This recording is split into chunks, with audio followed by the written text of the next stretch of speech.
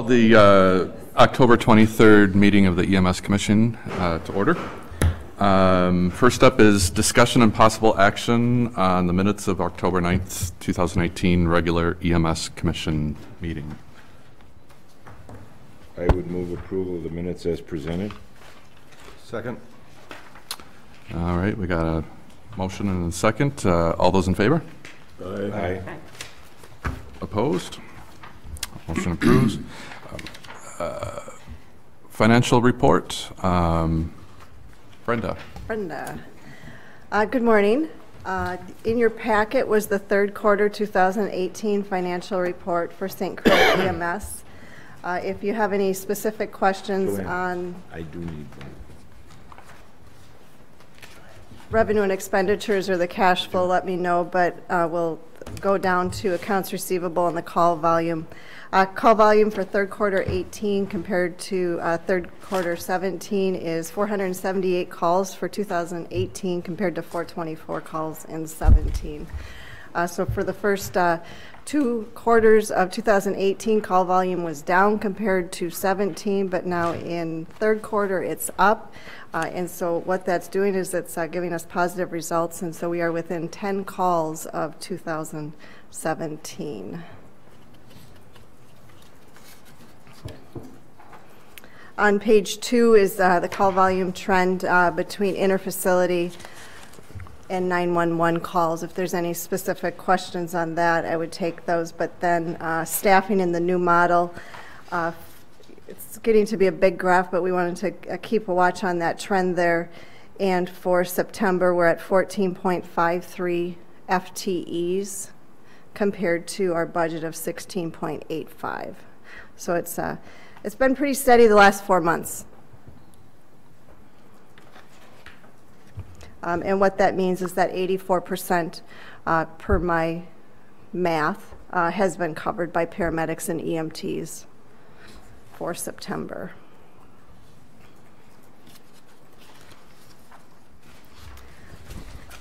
Page 3, our statement of revenues and expenditures. Because of that call volume increase, now we're within 81% of our budget for the year. That's looking good. And then our salaries continue to be down. We know that. We continue to talk about that. Are there any specific questions on that, page 3? It looks good. The net patient revenue as compared to last year is up. 836 from 802. Mm-hmm. That's looking great. Is that all due to the price increase? It is. We are starting to. It's crazy, but it takes about 6 months to see how those price increases work through. As you recall, we increased rates 8%, and we're seeing about a 4% increase in the revenue, which makes some sense. That's what we thought we would see, but until you see it in month 7 and 8, you wonder. So that's not additional transfers necessarily going into that revenue? No, because we know we're within 10 calls of last year. Right, that's right. Under capital outlay, that 108,782, that's the re-chassis on the ambulance, and that just came in, I understand, in the last week or 2. So that is being utilized. Statement of cash flow on page 4. Cash flow from operations, negative 100,000 compared to a negative 117,000 last year. That's the number that I tend to look at. Capital outlay, as we've talked about, that's changes from year to year, so that's why that fluctuates. And then what is giving us the positive results in cash, the net increase, decrease in cash, is that the municipal partner increase from $14 to $17 per capita for 18. So what we expected to happen is happening.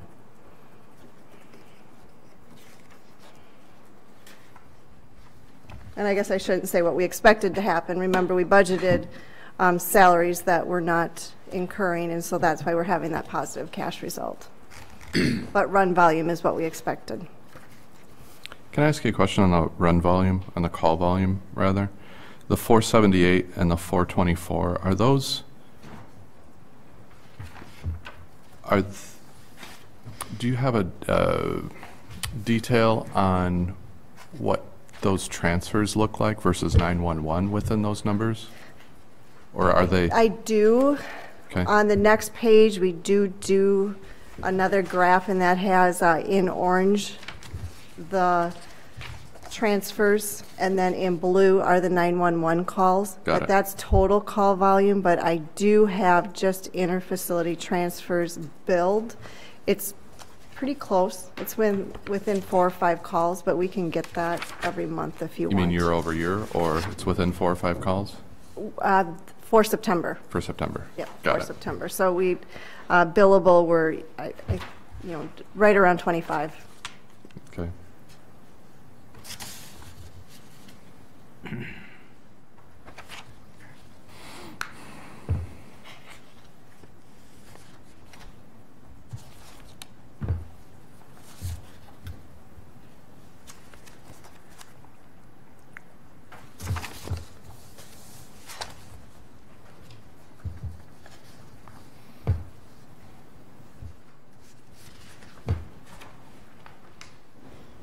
On page, what is that, 4? 5, the graphs, Yes. in the above section, the write-off percentage of the bill paid, or the write-off paid amount. It doesn't look like that changed dramatically, even though we had the price increase. About the same thing as being paid on the bills. Is that correct? Are you, the column Percent with write-offs? the percent bill paid. Percent billed paid. That's a formula, and that is just solely based on the current month revenue versus the write-offs that month. It doesn't go back and match up the write-offs and the payments with when they actually happened. So I do a different spreadsheet to watch those do you? trends. Okay. But can we get to that detail, to your Yeah, point? that's a good question. Yep, I can bring that back. Okay. As I said, it takes about 7 months to start seeing that detail. Because obviously, as we raise our rates, it'd be nice to see how much is coming through and how much is being, Just so Right. you realize, one of the concerns we always had about raising the rate was the insurance company didn't necessarily pay anymore, which meant the only person that suffered on that was the little guy that didn't have any insurance because he got the bill for the whole thing. And so he on didn't get Medicare it or on insurance? if he didn't have insurance. If he didn't have insurance? So he was required to pay the whole thing, even though we never got the whole thing from insurance companies or Medicare or Medicaid. You know what I mean? Right. The little guy was the one that got hit so hard because we didn't necessarily give them a break. We made them pay the whole bill.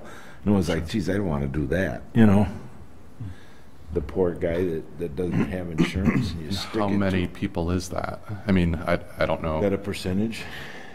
I didn't bring that with me. But you do have that information? I do have that information, and I'm thinking it's about 20%, but I can verify that. And that's when we talked about number. the, That It is. really It's- is. Yeah, I was thinking under 10% maybe, but 20%, that's considerable.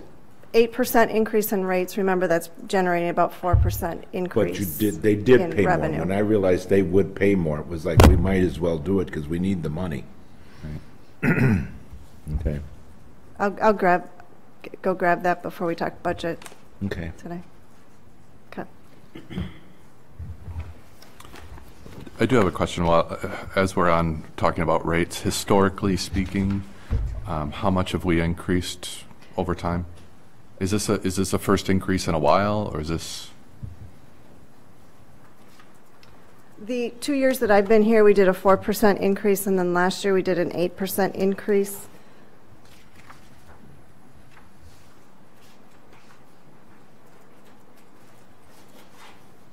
The EMS medical billing, as I was going back and forth with them on a rate increase, they had stated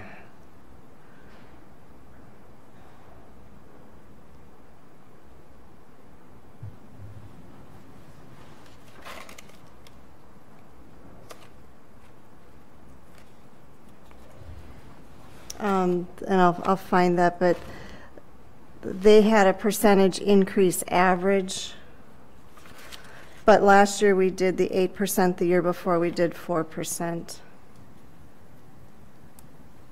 And this year's 4%? It's up to the commission. commission. I've got information on The a last increase was 8 then. correct. The last increase was 8. And I think that the logic that we had when the commission that made that decision was if we weren't going to raise the per capita, we ought to raise the rate to see if we can offset the funds we needed from the partners to pay for that increase that was needed in the budget. Regionally speaking, how do we compare? That's the other question I would have too, is how do we compare with other services and other communities, like communities, you know? Yeah. Like River Falls, what is there? You might know that, Suzanne, I don't know. I don't know. Okay. We've done that, haven't we, Brenda? I did. I didn't take the time to do it this year. So if you want that, we'll have to meet again and look at that. And it varies, Bill. Okay. Nonprofits may Right, charge $2,900 for an ALS run, Mm-hmm. where we're charging $1,400. Is that correct? You know what I mean? So it depends on your service and what you're offering and Sure, I get that, I get You that. know, But I still want to see, you know what I mean? I still want to see some sort of basis of where our rates are and Okay. And- All right. making sure that we're not overly egregious, right? yeah. Because we were trying to provide a community service and yet Right, make it reasonably cost effective to cost the end effective. user. Yes. So I will grab both the history of the rate increases Perfect, and then the volume by insurance, private pay. perfect. Sorry I didn't ask you for that That's before okay. this meeting. But thank you. Any other questions on third quarter?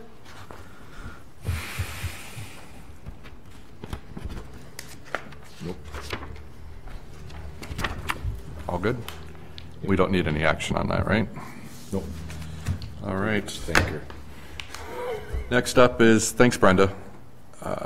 Next up is discussion on possible action on RFP by City of Hudson for exploration and contracting our services in part or in whole. So, you know, we made, just to kind of take you back, we made the decision, I don't know if it was 2-3 council meetings ago, to do an RFP and get that out. It was since published, so it was in last week's newspaper on Thursday of last week, and it's been available online at the city website since Friday. Just wanted to tell you a little bit of the timing on that piece is that we are accepting applications or proposals through the end of November. And I think, Joanne, you added in the contract into our packet. I don't think I printed it out, but any questions? Have you guys had a chance to look at what that RFP, the language behind it? And So it's gonna yeah. make your budgeting rather difficult, isn't it? For 2019. In You terms don't know what of, your costs are gonna be. Not truly. Budget is always a guesstimate anyway, Yeah, but. right. Because you don't know. but we're not budgeting for whatever Yes. the RFP turns out. Okay. Right? I mean, that's a separate decision. I mean, we're playing 2019 as it's 2019. 2000. Right. We're Because again, continuing on. we're not obligated to take any action through the RFP. So you're gonna budget without a chief all year then? We need to get through the RFP to see what decision comes out before then. I see what you're saying. You know what I mean? Somehow, are you gonna budget for a whole year without the chief? Yet, if you use the cost from the chief to cover the RFP cost, it will come up in your budget. You know what I mean? The RFP cost? Yes. They won't do that for free. Any service that's willing to run it for you. I don't believe that they're gonna do that for free. What do you mean, putting in proposals? No, to run the service. To run the service? Yeah, they're gonna have a charge for that. I am sure. Right. You know, just a thought. That's all it is. Are you talking about the cost of the RFP to? No, the For what? cost of someone to run the service for Oh. St. Croix EMS Okay, versus having a chief here to run it, if you will. okay. Just to clarify, so you said the RFP is posted in the newspaper and on the website. It's advertised in the newspaper. My understanding is saying, go to the website for more okay. information, Okay. if that makes sense. I don't think we publish the entire packet. And then, how long will that be posted there? Or at least the It'll be notification? posted until the deadline, which is November, let me look, unless you have it handy. Would you say the 29th? So it's 3:30 November 29th. Okay, so it's 3:30. advertised to go to the website, got it. Yep, exactly. But And is it's it- on our front page. Is it put out, Joanne, in any other medical? I have no You idea. don't know? What do you mean? Was it put out in any other medical journals or anything where It you was might handled have? strictly by the city. Was We had it? no input into it. Okay. Yeah, no, it's only advertised through Star Observer, I I'm believe. sorry. I appreciate that she's here, but there's not many people that take the Star Observer anymore. Just to face reality. You know what I mean? So you would think you'd want to put it out someplace else in the medical community that. We'll needs- review who's Yeah, who asking got it. questions, because I'm sure there's going to be a lot of questions. Yeah. This doesn't cover everything necessarily. Okay. So as those questions come in, if it's sort of crickets, then yeah. It's not, we have until the end of November for that, so. But good point, good point. So kind of what you were talking about, was it last week? In the previous EMS Commission meeting, I guess my question to Village of North Hudson and the town of Troy, would you be wanting to participate in that interview process? We are looking at, I think you asked that question before, and the Yep. answer was yes. okay, perfect. It's still a yes? I guess that's what I'm asking. Okay. So that would be the week of December 10th that we're looking at doing interviews that week of potential contractors. And then from that, we'll make recommendations to our separate boards. So it wouldn't be like it would come to the EMS Commission right? It would be just everybody's separate board. Does that make sense? Everybody's what? Separate boards, Okay. yep, All right. if that makes sense. I'm a little fuzzy, I'm sorry. So the actual processing for the review would be done by, I guess, handpicked people, and what's the role of the EMS Commission and the City Council in the review of the RFP? In the review of the RFP or Responses. well, that's my question, is what do they want to participate within this? So it's not, as St. Croix EMS is a city entity, right? And then we're serving our partners through that. This process with the proposal would be then that that adjoining Village of North Hudson, Town of Troy could join in that process, but then take it to their individual boards, whether they would want to go with one of the proposals. Okay. Does that make sense? It does. Okay. Versus coming back to the EMS Commission versus giving guidance to. Got it, okay. Thank you, that's helpful. I have a simple question, Bill. Thank you for simple. If you're having the partners vote on it on their municipal boards, but it's a city department, and if the partner board decides they don't want to go along with it, does that make any difference? Because the council's going to make the decision about whether you're accepting that contract or not. You know what I mean? All you're doing is asking for their advisory input, is that correct? Yeah, but I would say from my position, I would carry a lot of weight with that advisory. Okay. But they don't make the decision.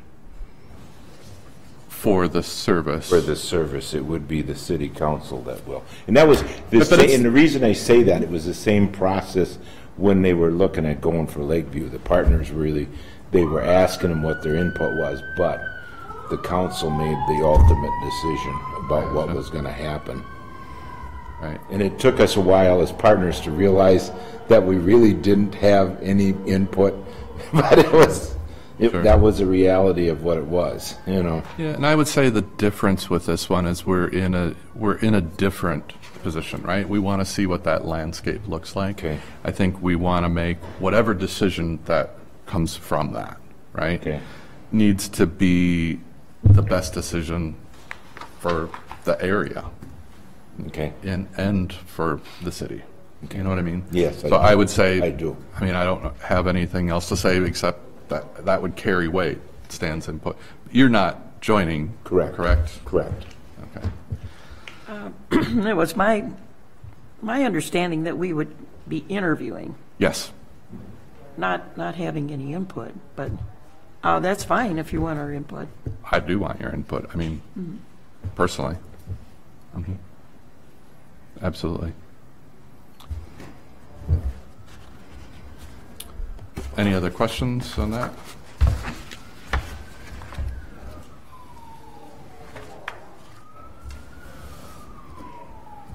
All right, hearing none, we'll move on. We are going to flip-flop 5 and 6. Per your request, Suzanne. Let's start with the discussion on possible action on letter from City of Hudson to Town of Hudson. And I believe we had that in our packet, is that correct? So, Tim, The letter? the letter? Yeah. No, I don't. No, you don't have the that letter. letter. Oh, I have the letter. Yeah. And it is public record. Yes. Yep. Our attorney received the letter from Catherine. We moved on, had a closed session, came out of closed session, recommended that the attorney send a letter and call Catherine and let the city know that, yes, we agreed to the financial commitment of a full year's pay on 2019, and that we wouldn't have a vote on the commission in 2019. No, we're just paying for it. The only question, we had two questions. One was the 140,000 the total, which was what our normal municipality fee would be, plus the ambulance, or was the ambulance included with it? And we thought it was the ambulance was included with it, and we weren't sure which it was. And I haven't seen the The results. 140,000 includes the payment. That's what I of the thought. That's what we ambulance. thought too, but we weren't sure because of the way the letter was written. Okay, that's what we thought. And for the rest of the commission, the reason that is because they're making their 2019 payment, and that ambulance is paid off in 2019. Correct. So their allowance opt out by December 31st of 2018, but we have to pay for all of 2019, and we have agreed to that. And the only other concern we had was we didn't have a contract from Lakeview yet. Okay. And it was like, makes us a bit nervous. They keep saying, if you remember back when the city kept saying, we're close to a contract, and they finally brought the contract in almost the night that the council voted on it, but they never really got to review it. We feel kind of similar now, and they keep saying, we almost have it, we almost have it. We said, we'd like to have it more than almost. We'd like to be able to sign it before we tell the city, no, we don't want it, because by state statute, we have to have a contract in place. So Catherine and the council came back to us and agreed that we had to, by the end of November, have a contract in place and agree to be out in writing. And where is that now? Just out of That's, curiosity. I don't know, I haven't heard any more. Okay. We haven't heard since then. Okay. And the last I'd heard was, yeah, that Lakeview was going to be able to do that Gotcha. shortly. Then again, it was always shortly, so I don't know. Sorry, I don't know any more than that, Bill. Gotcha.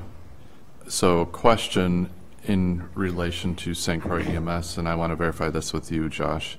So with them no longer being on the contract for the calendar year 2019, does that mean that the end user would be charged out of area rates if St. Croix EMS had to respond within the town of Hudson? Is that correct? What additional payment or what percentage? It was about $200 if I remember right with Warren, Or wasn't do you it? have that, Brenda? It was 200. We looked for at our it when we service went area. with Warren Township, it was about $200. In 2018, in the 2018 budget, it's $200. That will be up for discussion for the 2019 budget. Got it. Do you bill St. Joe extra now? Yes. Yeah, you do. says Joanne. Yes, we do. Yes, you do. You go out into St. Joe when there isn't a service available, you go out to St. Joe. And that's my question. What do you do when you bill out there? That's why I'm asking. Right, would be whatever our rate is now, 200. Okay, you do bill the extra. Yes, we Okay, do. I'm trying to understand it, you know what I mean? Because we do the same thing with Warren Township. And that's where the discussion came with. Why should Warren receive the same rate that all of us are getting? And they didn't have any skin in the game. They weren't paying any municipal funds. They were dealing everything with New Richmond. Out of curiosity, do you know what the other rates will be with Lakeview? Just out of curiosity. No, I have no idea. None. Haven't got into that discussion at all. And again, that won't affect the municipality budget, if you will. It would affect our residents. Correct. The end user. Right. Right. The one with no insurance. The The 20%. one with no insurance, yes. Okay. But that's where we're at with that. I don't think I got anything more to add to that, Bill. Any other questions on that? No, makes sense. Suzanne? Nope, nope. What would you like to see the outer resident fee at? When do we have that discussion, Brenda, on budget When you discuss your, Number 8. Number 8. number 8? Maybe we should move to that. No. because what are you going to do with rates? Right. That should be part of that same discussion. We'll have that conversation then. Discussion possible action on non-renewal of ambulance contracts. So I assume this is for the village of North Hudson, right? Yeah, we asked, when we sent the letter, we asked if we would be, if the city would be, the city would contact us, let us know if we would let us out, or the option would be there. And we've heard nothing from that, because we do have the, the liability issue that was suggested by the medical director, that, if we're getting the right sleep and stuff, and I know they're working on changing, making sure they do that. But, yeah, we've heard nothing back from the city, so we haven't done anything, Gotcha. we would, And kind of we're going, still interested in, if we could get out, we would, in similar deal to what they offered the city, or what offered the town. I think that would, our board would consider it. and I guess, I do want to go back to clarification on those letters. Again, the reason for the town of Hudson is the letter specifically states December 31st, 2018, whereas the letter from North Hudson says 2022 if you're open to. So I guess what the city would need to hear from the village of North Hudson would be a specific date. Like, when would you want out? Well, I'm pretty sure. We're not going to say, hey, you guys are going to be out in 2 years when No, we don't know. Our letter and the town's letter were identical. No, they weren't. There was another letter by Jeff Johnson that was Yeah, different. Jeff went back to the attorney and said, I agree with everything except I want a specific date. Okay. And Jeff had the So specific date. here's a paragraph, added. and I'll just quote it. If the city of Hudson, this is town of Hudson now, right? Town of Hudson to the City of Hudson. If the City of Hudson would consider entering into an amendment to the contract terminating the contract as of December 31st, 2018, please submit a letter to the Town of Hudson with details of your proposal for consideration by the town. So that was why we needed to have that conversation. Okay. As the Village of North Hudson, this letter serves as notice of non-renewal of the EMS contract from the Village of North Hudson to the City of Hudson.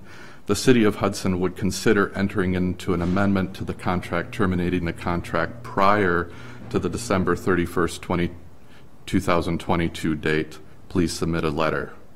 So you're not saying, as the Village of North Hudson, we want out by a specific day. Specific date, right? So that's okay. We'll get it. We'll do a vote at our meeting next week, and I'll see that you get a letter. okay.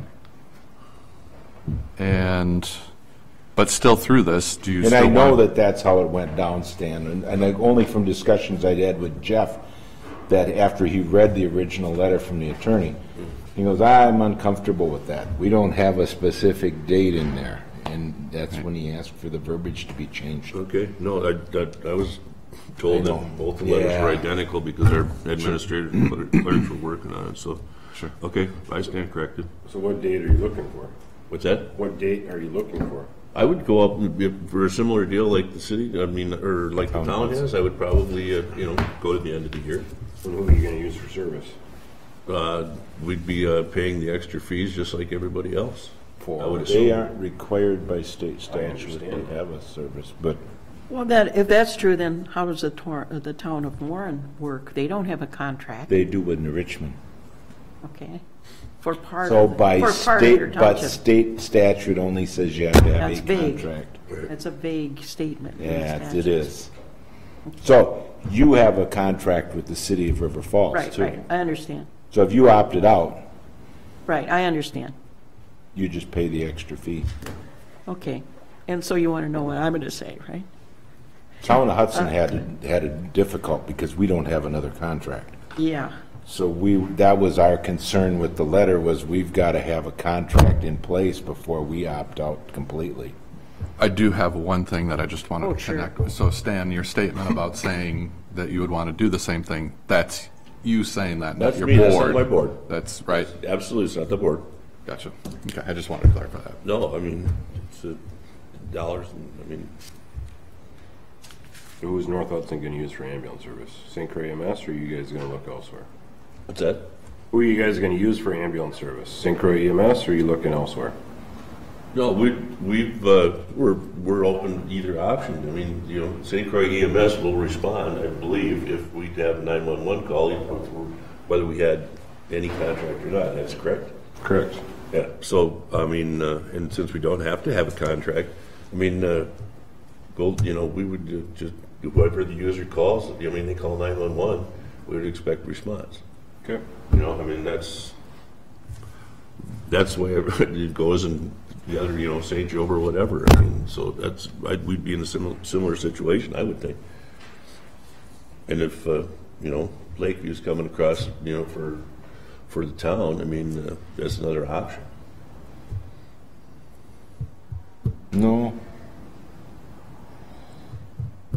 He's right in asking the question, Stan, because the county map puts preferences on who has that service area as first call to 911, correct? So you'd have to let the county know what you want for first call of service. You know what I mean, on the map? And that's when they would make the determination of who they call first. And that's why with Warren, we only have a portion, St. Croix EMS, of Warren Township, probably very similar to Troy. Probably about 2/3 is New Richmond, and what they had done there was they went and paid for a big chunk of the building for New Richmond. So they told us they couldn't afford to give us, and I get it, the levy limit freeze. They didn't have anything to give St. Croix EMS. We went twice. So just so I get this straight, this isn't, everybody opting out of our contracts isn't for the sake of bad service or bad care to your residents. It's strictly a money issue. Over $17. Correct. No, it's Well, dollar amount. Well, 17 this year. I mean, in 17 next year. well, 2019, but, you know, I mean, what we were looking at in, you know, in the past, you know, models and stuff, we were gonna double in, you know, in 5 years. Double in 5 years. Just making sure it's not a patient care issue, because you hear a lot of stuff out Oh, there absolutely about.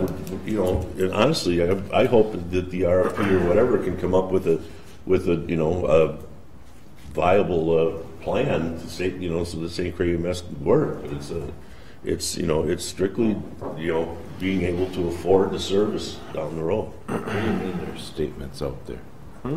I've just heard stuff about, you know, a reason of, you know, people opting out of contracts because of, you know, issues that have popped up. I And never heard that. And that, I've heard it. and it's never been a consideration, ever. We've always been pleased with the service as a Just municipal. doesn't seem like it, because we got kicked in the face pretty hard. Bias. You're interpreting that. I'm not interpreting anything, Tim. I'm Yes, interpreting you by are. you You being. tell me you got kicked in the face. You're interpreting it wrong, Josh. We got kicked in the face. You were the chair of the EMS commission, correct? Yes. Back when you guys made the decision to opt out of our contract and go with Lakeview, correct? Correct. And we didn't hear anything about it until, what, the last, whatever, couple EMS commission meetings? After everything was published. After everything was published. That's correct. It's a slap in the face when we don't hear anything about it until everything's published in the newspaper. And it's is that done. our fault or is that the city's? That I don't know. Yeah. Well- Well, don't blame us for everything then. I'm not blaming you for Well, everything. you Okay, said you guys, kicked okay, in the guys. face. But, so, back to your point, Tim, about the city. I just want to make sure that the city's role in your vote that you had as a town board was not the city's fault. You know what I mean? No, That's but it that's wasn't what we're talking about, closed the session and advertising. And caused another closed session, so there wasn't any. when I'm not we talking, met- when I'm not we- talking about this, I'm talking about the very initial conversation that you had as a town of Hudson saying that you were leaving. And I don't, and to help you out, when Jeff was making that discussions with Lakeview, I knew in March that he was starting it, but I didn't heard anything more from him until the end of August, when we had to make a decision by the end of September to send a letter to the city that says we're willing to opt out. That was the first time I knew anything about it. And it still isn't done, Josh. You know what I mean? But it's So to say that this has been going on for months, it wasn't. Not really. There's discussions in the background, but it isn't something that, you know, I just think it was that I just find it, I don't know what term to put on it, but I just find it that, I guess it hurts that we weren't part of those discussions when you're discussing stuff with other ambulance services. I don't know why Jeff Johnson couldn't come to St. Croix EMS and say, hey, you know, how because can we it make was this more financial, affordable? Josh, not service level. And that's the interpretation that I think you're discussing, is you think it was based on service level, and it had nothing to do with service level. Well, I know it's all It had to do money. nothing but with money. I understand that, They but were able to do it for no charge. When we first had the conversation, I remember you in the EMS commission meeting saying, bottom line, it's money. $140,000 I do a remember year that. doesn't come our way, and if it's $280,000 in 5 years, that's a big number that we cannot borrow money for operating expenses. State statute doesn't allow that, and the levy limit has still been frozen for 14 years. And I asked Sheila Hardsdorf 2 years ago, who was our representative, what about emergency government services cost? Even all the cost with roads, emergency government services continue to go up. Can't you at least give us aid on, we can raise the levy for that? Nope. They wouldn't let us do that, Josh, and as a consequence, the budget, our hands were tied. Sorry. I'm not saying the word. But you said I kicked you in the face then. Well, just by, you know, it came out of the blue. We haven't heard anything about it, and all of a sudden, it's like, here we go. We're right back to where we were a year ago. If you'd have started discussing it further in the beginning, it wouldn't have mattered because we didn't know we had anything at that point. Were they interested? I don't know. I don't know any of those discussions. You don't think they would have been interested? In 2004, they weren't. They said we would rather keep St. Croix EMS valid and profitable, and therefore we're not going to provide the service for you. That same discussion was asked in 2004. And Lakeview decided they didn't want to provide the service to the town of Hudson. So we've been around for that whole time and supported it in every move, Josh. I understand that. I don't, Maybe I presented, maybe I, misspoke, but it came out of the blue without any warning. I guess there was warning with the previous chief's projections, but well, there was a lot of things that led to it. It was that the city felt that they were paying their fair share after North Hudson's accountant put that proposal together. The 50-50?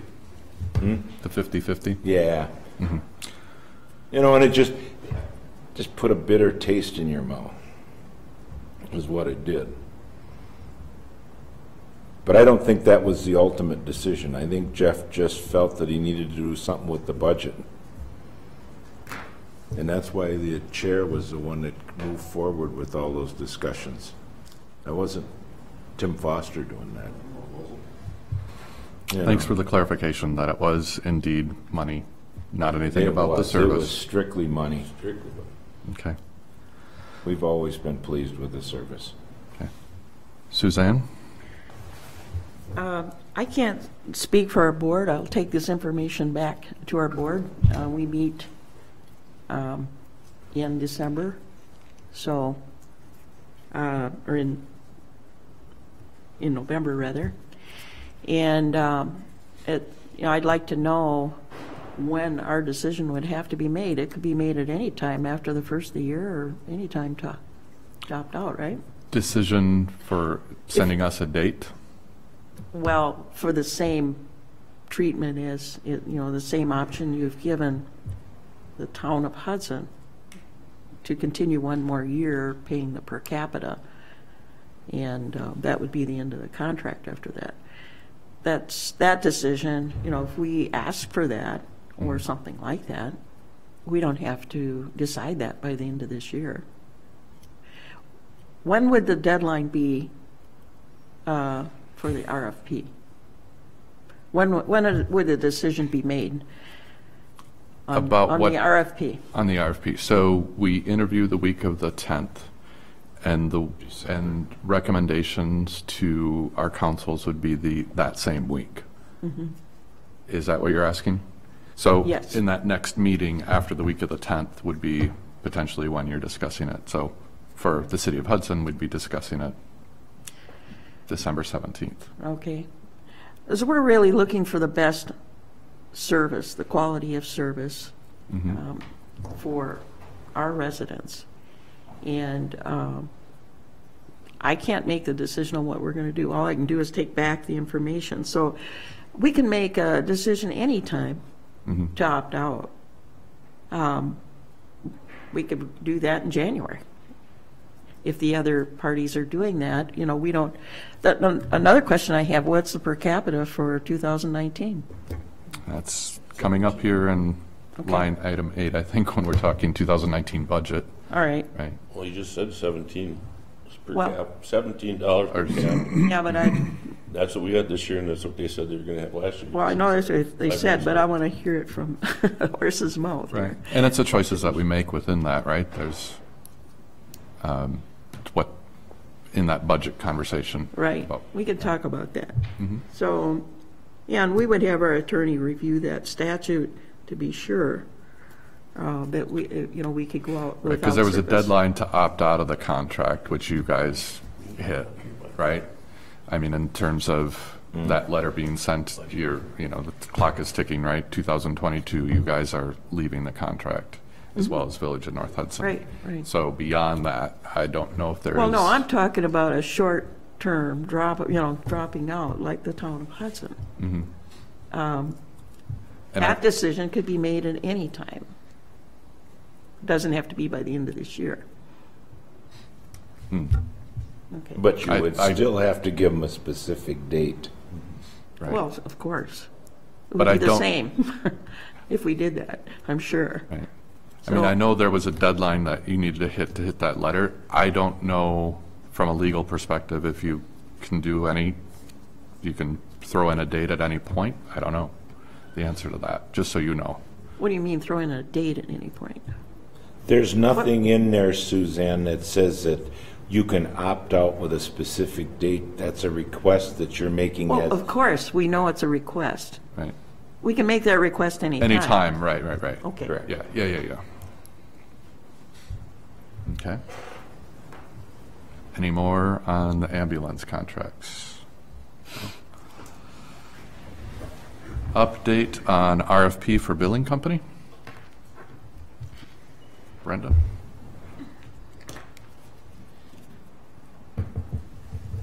I unfortunately have not had time to work on that, and so it's a priority. I know it's a priority. Stupid Said that last question. meeting, too. No. But are they waiting for a response from us? They are waiting for a response from me. They sent me a response about 3 weeks ago, and I just haven't worked it through the contract yet. What's it dealing with? Just dealing with some language, not, we agree with the percents and everything like that. So it's just dealing with some language, and I need to get it over to Catherine, so I acknowledge that. Okay. When is the goal? I mean, for all this, I mean, we've been talking this, Last week, right? But when do you think realistically this could just be 2 done? weeks. I mean, really, realistically, it just needs to get off of my desk onto Kathy's for final approval. Okay. And as I understand, the EMS Commission approved the contract. Would you like to see it back? You agreed on the percent, that Yeah. the percentages were okay, and so I'm certainly can bring that back one more time before we bring it to council. Because the only change is the percentages, correct? Yes. So it's the They had same removed- billing process that they've been doing before, correct? Right, but they had removed some language in the contract. They initiated the contract. Okay. And they removed some language, and I put it back in the contract, and so Oh. that's what's taken some time. Okay. To expedite the timing, could that just be an email to the commission members? That would be great. You know, instead of having a meeting Yeah, I to agree. stamp it? It's a good suggestion. All right. Discussion on possible action on 2019 budget.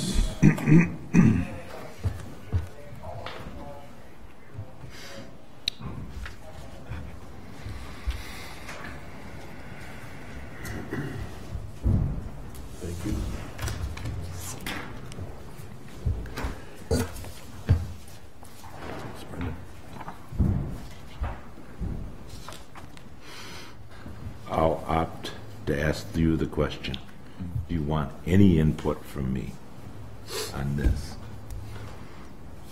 Because we don't have any skin in the game technically for next year on this. Correct. So, yeah, I would, we would take anything you would say as informational only. How about Okay, that? okay, that's fine. Since, I mean, you've been here 14 Right. years, right? Yeah. Okay, in front of you is the proposed 2019 budget for St. Croix EMS. First of all, I have the run volume by community, billable, other runs. For the 19 budget, I'm proposing to use a call volume assumption of 1,142 calls. That is without any transfers and 10% of the town of Hudson.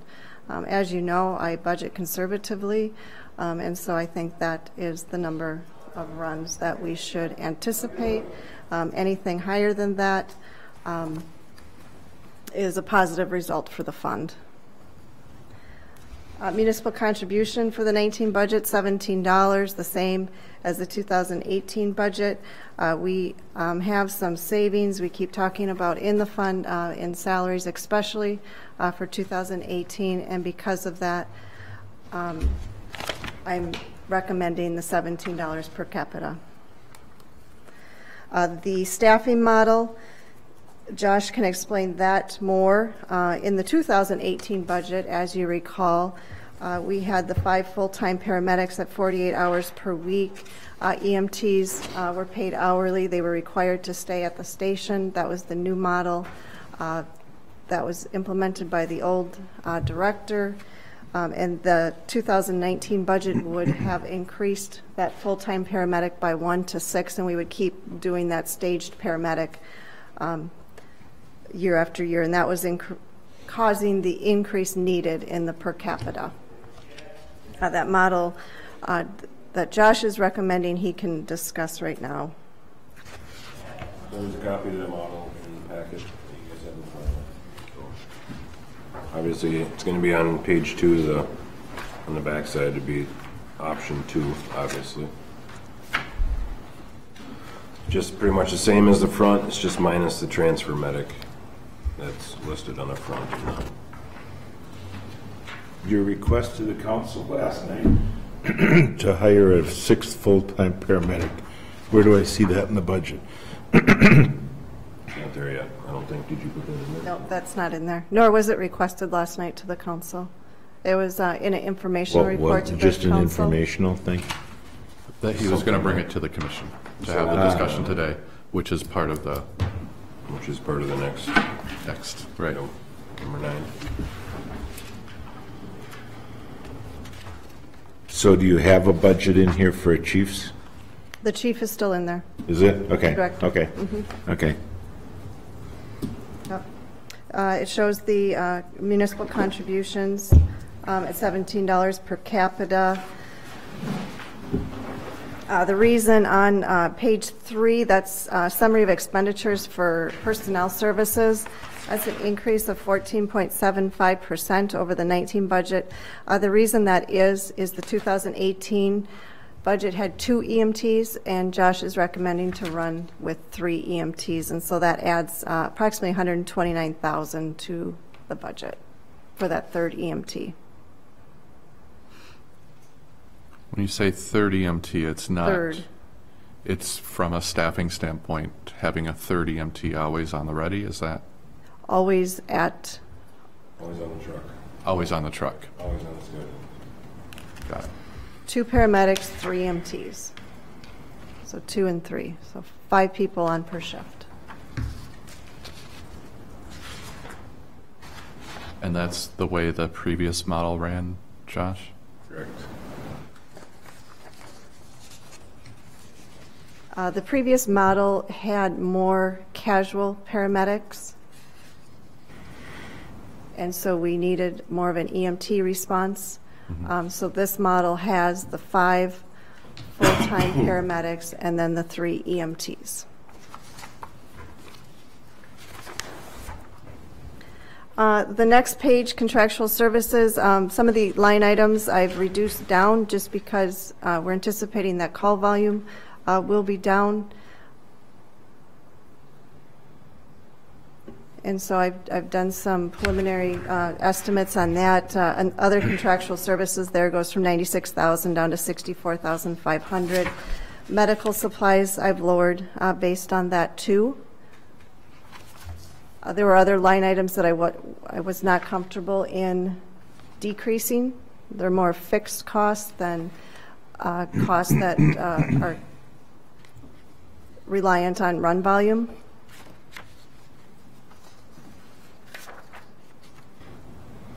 Workers' compensation, that is down slightly, but that's because of our mod has been down again. I'm not recommending any capital outlay just because we're not sure where we're moving forward, so I can't recommend any capital outlay requests at this time. There's no equipment needs, Josh? Replacement of our 5181 chase vehicle was in there. Or was it? But as far as any other heart monitors or any of the service equipment that we use, that's all good and up to date? Okay. So the chase vehicle's out of there? I took it out. The commission can elect to put it back in. What was that cost? 40,000, I think. 40? It's purchase of the vehicle and then the emergency equipment that goes in it, and then to have it built, so. Is it a safety concern to have it out? I mean, is it your recommendation that we should have it in? It needs to be replaced if we're gonna run with it. Does your model need it? That's my question. If we go with this model that's in front of you, yes. That's why I'm asking that question. I assumed that's why you did it. How soon of a need is it, Josh? Around 2 years ago. What's the maintenance on it running us? I mean, there hasn't been much maintenance because the medics have been, getting in the ambulance, but they're starting to run them more again now over the last month or so. I can pull and see what the maintenance was on it, but there hasn't been much besides just routine maintenance. What age is it? How many miles? 2011. There's 84,000 on it. Okay.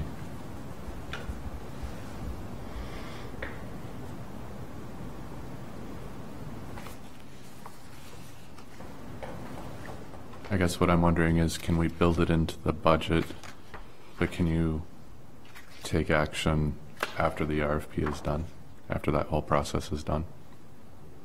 You know what I mean? So that we have it built into the budget, depending on the outcome of that, we either utilize it or not utilize it. That's a good suggestion, and the reason that I say that is the 1 year that we took an ambulance out and needed to replace it, and Burchell said, absolutely not, because you don't have it in your budget. So you're right. Oh, putting it in the budget and then making a That would be decision better. not to is a whole lot easier than trying to come back to the city and say, we want it now, Right. if you didn't put it in. And to that point, is there anything else that in 2019 that you would, from an equipment standpoint, you feeling like you have everything that you need? Okay, I can see right now, unless there's nothing that I can see. So, Okay, Would that be a capital outlay? Correct. right. So we'll add that back in. Would you expense it in a year? What was the question? Would you expense it Yes, in a we'd year? use existing cash in the fund. Good question.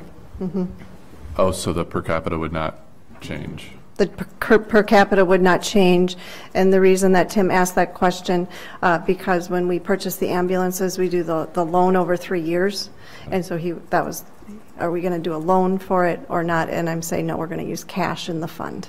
Yep. Okay. Any questions about expenditures before we go to the revenue side?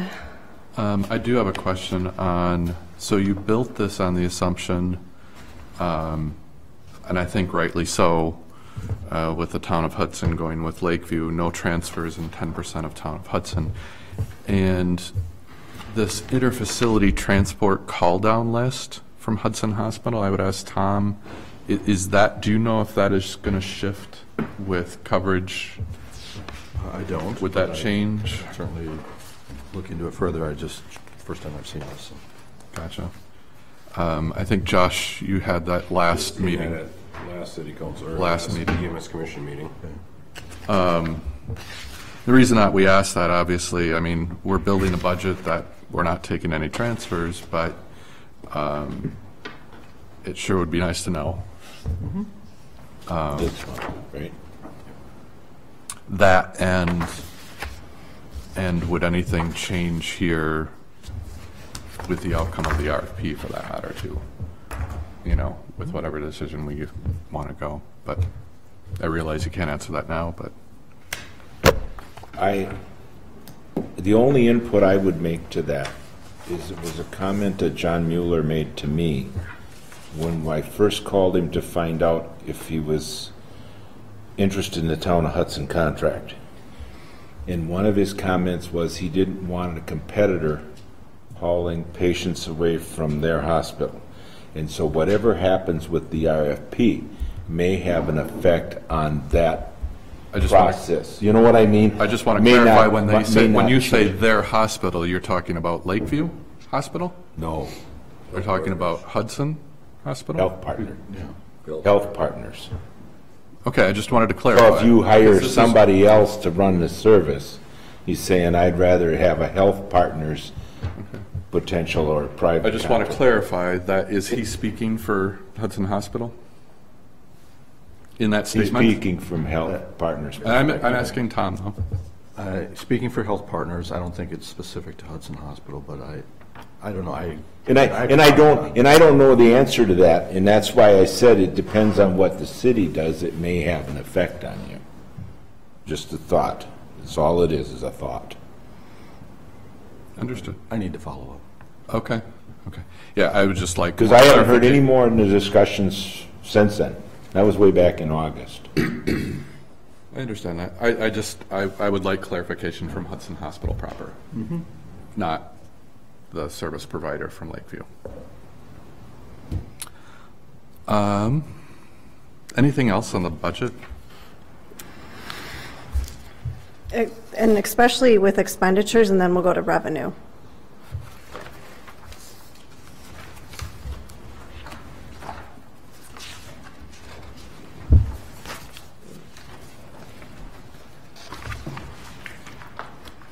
Now, we do have an agenda item coming up that would directly impact this budget, though, right? Correct. Potentially? Good. You're talking about The 6th. Or maybe that doesn't have an effect, because it's already in the budget. I misspoke. You're right. It is not in the 2019 budget. Well, depending on The chief's position is in. the chief's position is in, correct. Yep, That's okay. what I mean. To the revenue. Since 2011, there's been an average increase of about 8% per year per the billing company. So 8% increase in revenue per year. That's what we did for 2018 budget. We did an 8% increase. We're seeing a 4% increase in the revenues that are coming in. And what I built this budget on is a 15% increase. The reason I did the 15% increase is we are doing, right now, we're doing billing out medical supplies. So if somebody uses oxygen, certain drugs, we bill those out, and that's about 4% of a bill. And when we went out and did the billing RFP, with talking with the people that bid, what we're finding out is the insurance companies are not paying for those medical supplies. They're putting that onto the patient because Medicare and Medicaid don't pay for medical supplies, so they're starting to catch on and saying, well, it's not usual and customary, so we're not going to pay for it. So I'm proposing a 15% increase in rates, but realizing that 4% is the medical supplies.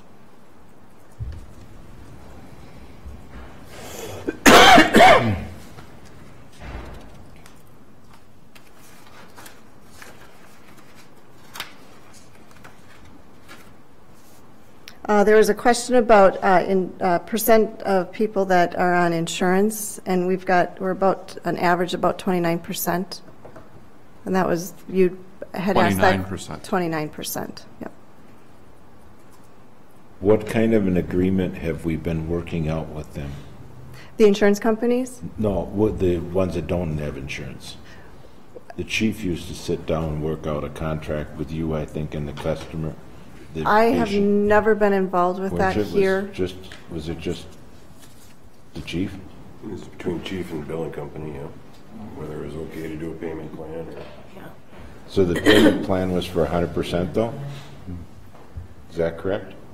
They usually set up a payment plan. But it was for 100% of the bill. Yes, correct, yes. Did he ever negotiate anything less? No. Okay, I just wanted to understand. Okay. Nor did we where I had worked before. What we would offer is a payment plan, $15, $20 per month.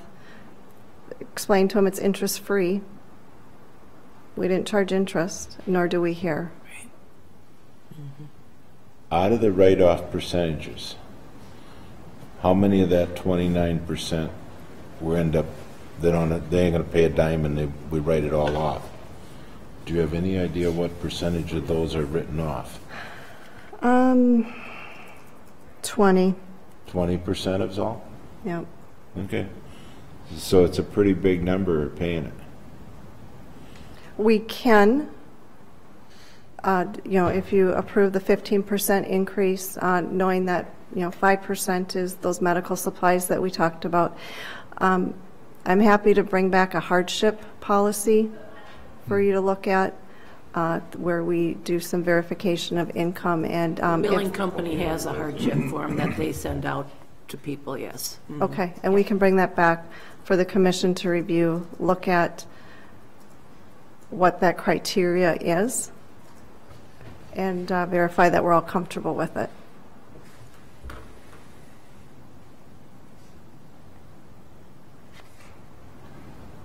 The difference in the resident, non-resident on this, or, the rate increases and stuff like that, and there's an out-of-service thing. Is the non-resident, would that be like the town of Hudson now, or is that? That'll be the town of Hudson now, and then obviously you, If we would go out, that would be the non-resident? Like, I'm just trying to clarify, non-resident, non-partner is the same thing? Correct. Okay.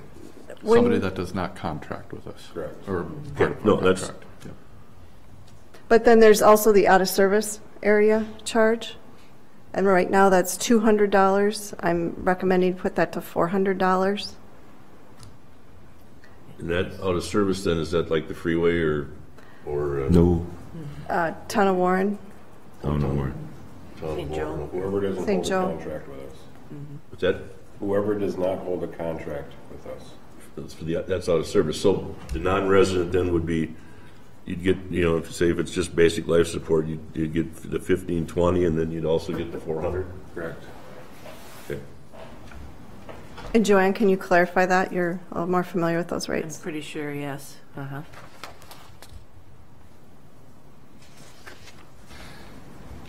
But if a Town of Warren resident was picked up in the city of Hudson, they would just be charged the non-resident rate, correct? Correct, yes. So Oh, does that's that what help that is. explain that? Yes. Yes, I Yes. was gonna You kind of say, have to know where they're being what does picked that up. mean? But if the Town of Warren resident was picked up in the Town Town of of Warren, Warren, then it's the non-resident plus the 200. Okay, I get it now. or the 400 if you approve And these 400 in the rates. future. Okay, if that's what you agree to. All right.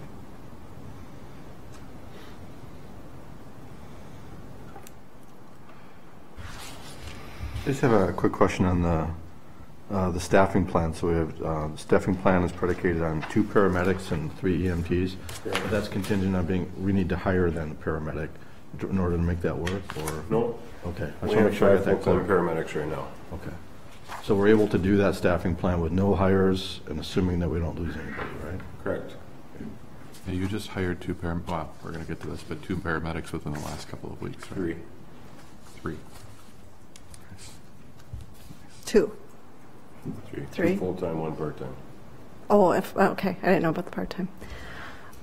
Here's a good question for Josh that I'm thinking about. We're going to 3 EMTs next year per this plan.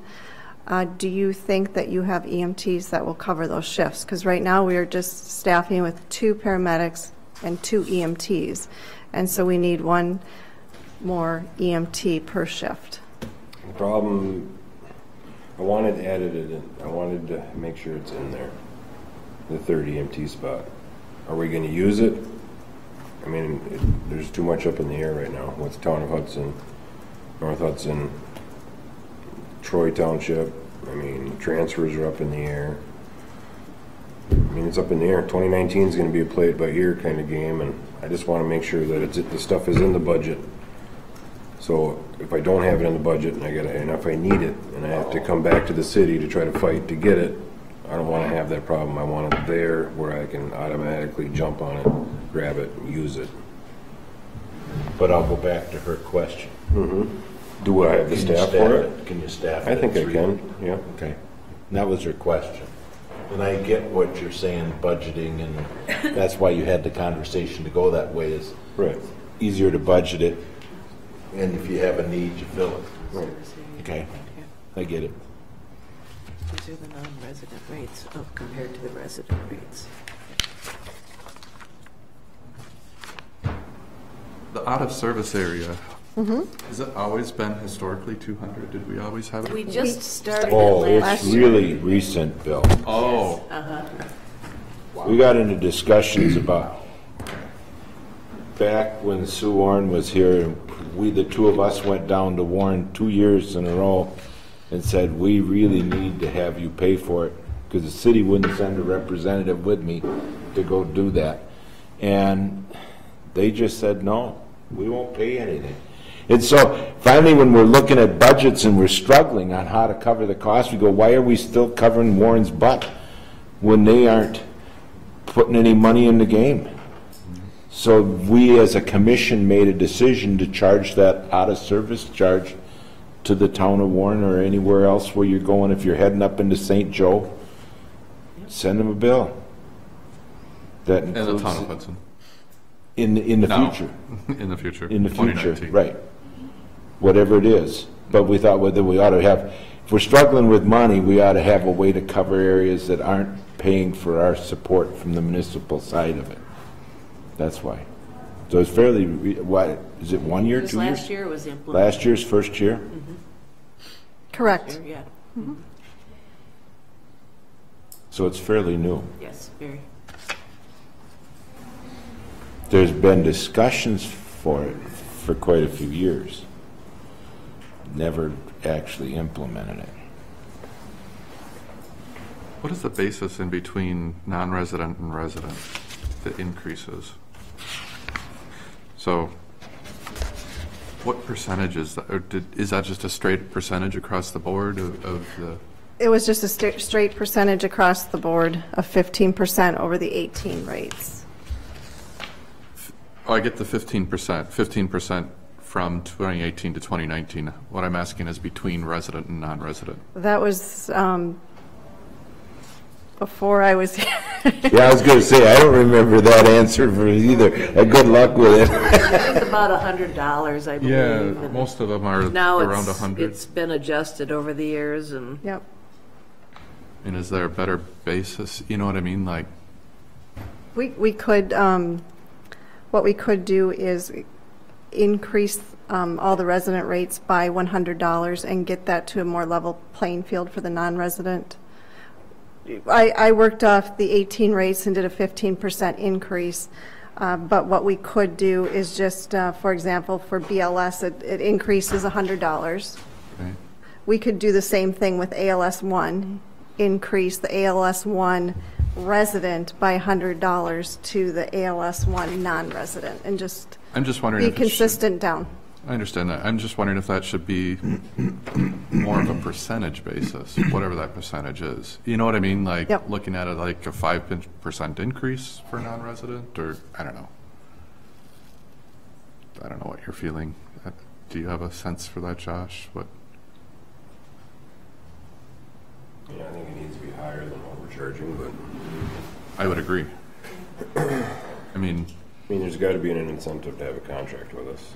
Well, that's the out-of-service area, the $400. Right, but So that's on top of those I can rates. guarantee you Lakeview's rates are going to be, substantially higher than what we charge, so, I don't know. and I just want to clarify, so the non-resident rate could be somebody who lives in Florida who's here in Hudson, and they're City of Hudson getting so it's picked just a up. non-resident. Yep. Got it. Florida resident getting picked up in the town of Troy. Right. Traveling to another community, Yep. out of service. I know we covered this, but it helps to say it again. So a lot of the people out on the interstate are probably non-resident charges, aren't they? Correct. Yes. Okay. I mean, to your point, I would like to see those high, I mean, what is your thoughts, Brenda, on increasing non-resident rates? 150 over the resident rate, each tier. I'd agree with that, yeah. Yeah.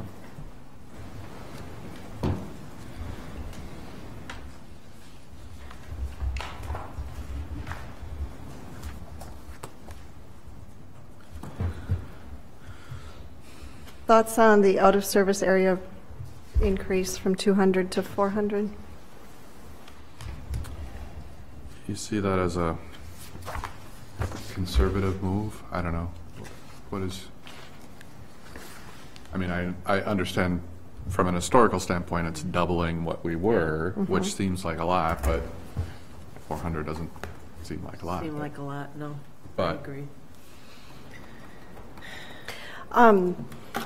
I think we want to, I like the idea of, you know, just doubling it. That's a big increase, but we want to also be, you know, think about what insurance companies will see if they see an 18 rate and if it goes up too high. right, because they would That's have gonna- visibility to what our 2018. What they call usual and customary, and so they might deny some of those claims. And so I think what I'm proposing is within those guidelines. And so I would caution to do anything more than that.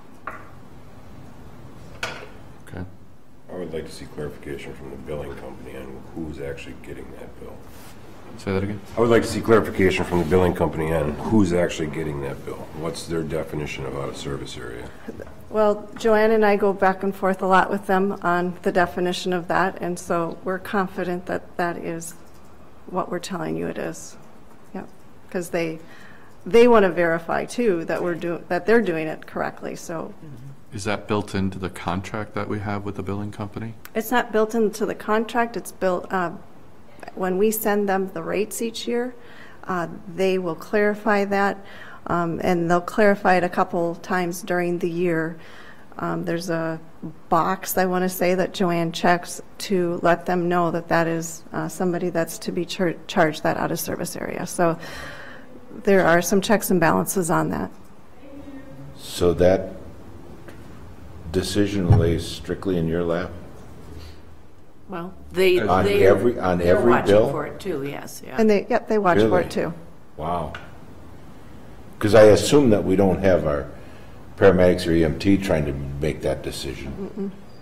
We have a resident, non-resident check on our billing sheets. Oh, yes. do you? How do you check that when you, By their address. their address? Okay. So you are basically making that determination at the time you're picking them up? Okay. And everybody's clear on your team what that difference is, I would assume, right? Our service area. That's part of your Our procedures. service area as a whole is all resident rate, and obviously if it's somebody from Somerset, then they get the non-resident rate, Right. or wherever. But out of service area, again, like Town of Out of Warren s- is non-resident. Out of service area would be, I think that's just something that's added on. by I the- audit all those. You, okay, gotcha. So you're not checking. We're not doing on-site. the out of service area, we're doing resident, non-resident. Got it. I'm with you now.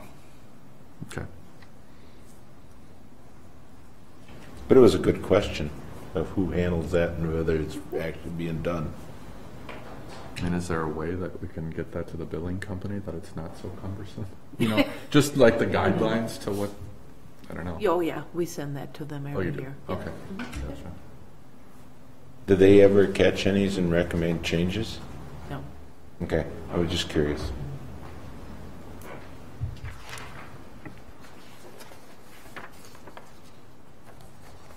You know, I'm fine with the 150 Okay. as a surcharge on the non-resident rate.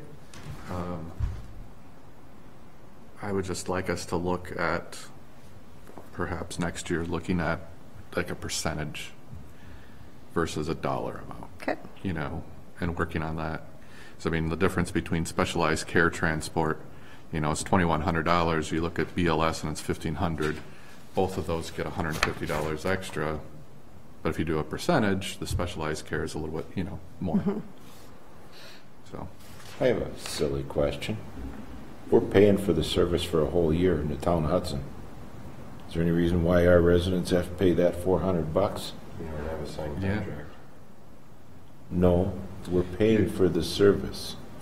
We're allowing you out of the contract by December 31st, But paying for a 2018. whole year's worth of service. Correct, instead of asking for I'm 5 just years. asking if Right. there's any way that our residents, No. at the time you're picking them up. No, I wouldn't see it that way. The payment for a year's, what we did was we offered 1 year's payment versus 5 years in trade to get out of the contract by 2018. Okay. We also thought that maybe it would be a good idea to offer the payment for 2019 as you were paying this year, so it's not one big hit. I mean, that could be your option. You could give us one big payment, that's fine. We just thought it was, Okay. could be beneficial to you that it's spread out. Okay. So, but no, I would say it would be, Okay. yeah, unless you want to be on the contract for 2019. No. Okay. No, I just was curious if, in that billing process. I wouldn't see it that way. Okay. Okay. So, do you need to see this back? I think not, but we're just going to add the 2011 Chevy, is it a Chevy Tahoe? 2011 vehicle that will be replaced at 40,000.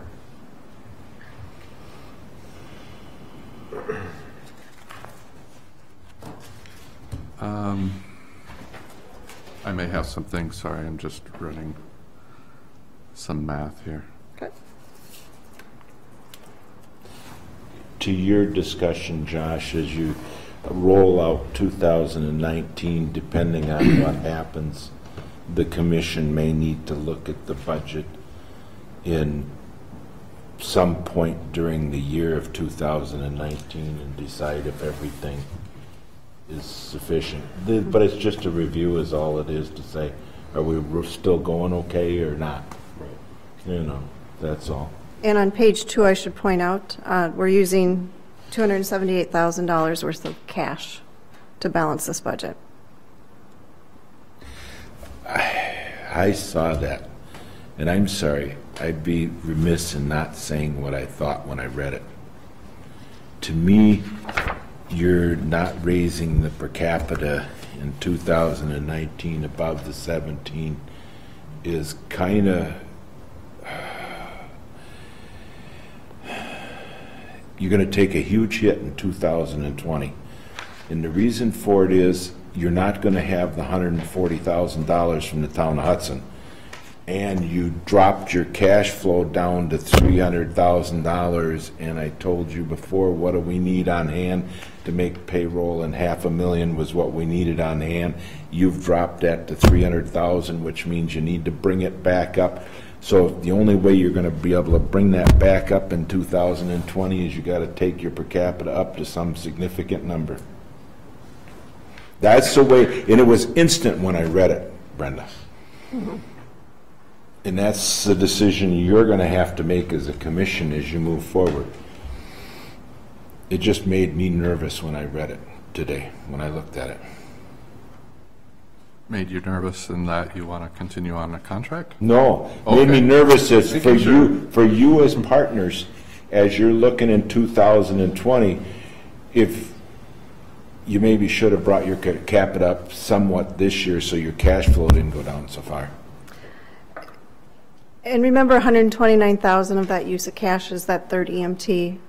Josh is stating that he's not sure that he's going to need that. So You're confident enough on labor cost won't come through where you've budgeted that the cash won't actually end up at 300,000?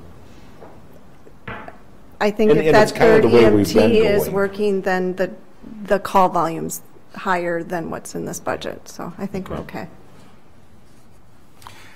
I do want to, I'm sorry to beat this, but the resident, non-resident. So we're charging an additional, I just want to go line by line here. We're charging additional 150 for what? The BLS, ALS, ALS 2, and then beyond that, there's no change? No, I would specialized care transport, I would add the 150 to that. Because there's no difference currently. Correct, but I would put a difference in there. Okay. What about mileage? I mean, Mileage, nope. no, right? No, we've always been historic that the mileage is the same. And then the non-transport rates, I would actually only increase those by 100 over the resident rate. And I'm going to ask a very basic question because I don't know. What is the difference between non-transport and, is that when you go on a call and you don't actually take that person? Correct. Got it, okay. So, you know, just running the percentage, I just wanted to kind of point out, again, the difference between the BLS change between resident and non-resident is about 10% versus the ALS, or sorry, specialized care transport, which is about 6%. So I'm wondering if we should be looking at this again, Just to do, okay, just a straight across the board 10% 10%, increase. we can do that.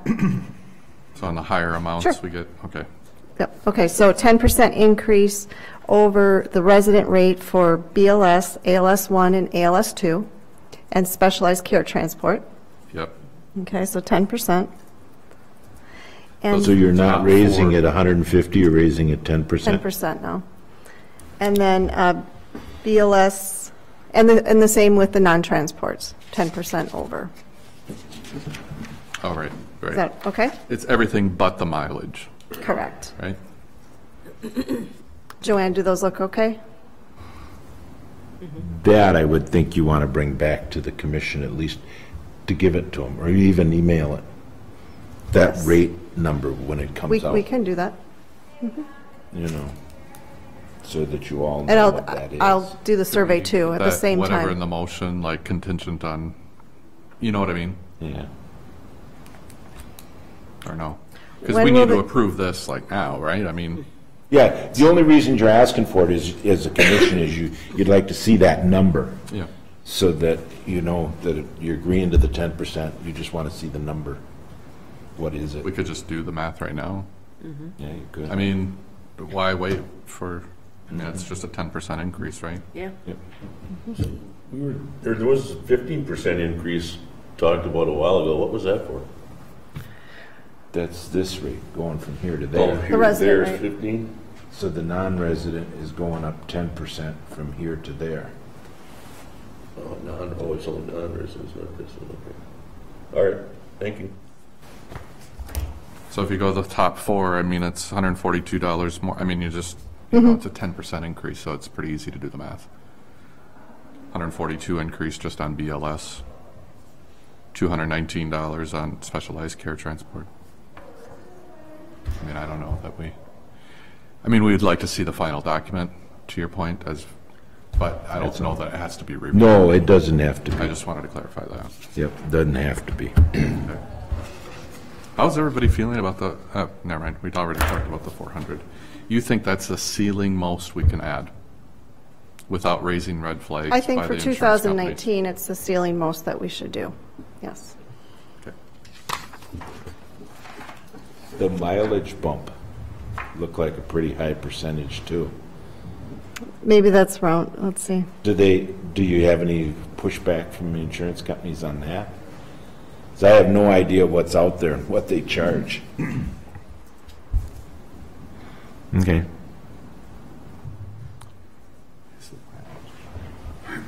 Yes, per loaded mile.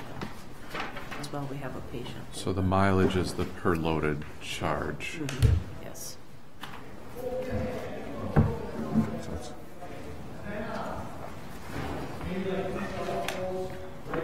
Do you want these rates? Because I'm doing them. BLS, non-resident, I have it $1,459.60. ALS 1, $1,631.80. ALS 2, $1,810.80. I'm confused. What was the BLS, 1,400 what? $1,459.60. Okay. I took the 18 rate and I did a 10% increase. Oh, I did a 10% increase on the 19 rate. I took 10% of that and added it. I'm confused by the numbers. Okay, so what do you have for BLS resident? I have 1,420. And then resident. BLS non-resident? I have $1,459.60, but what I did is I took the $1,317.60 and I took 10% of the new rate.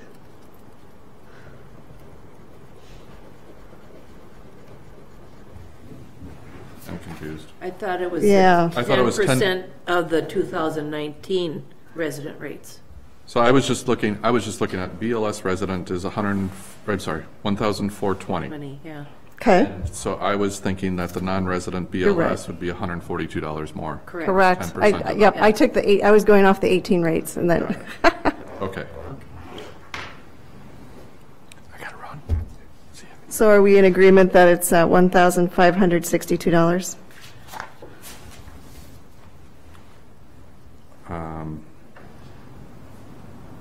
1420 plus 142? Yes, he's in agreement to you.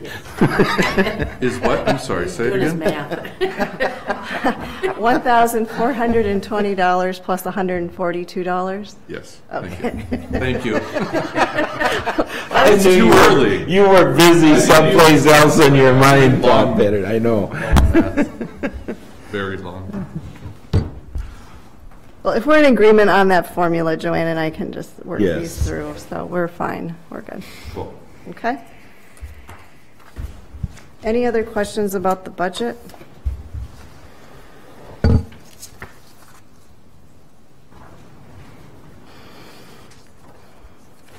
Suzanne, you have any cut? No. Okay. So I'd entertain a motion about the budget.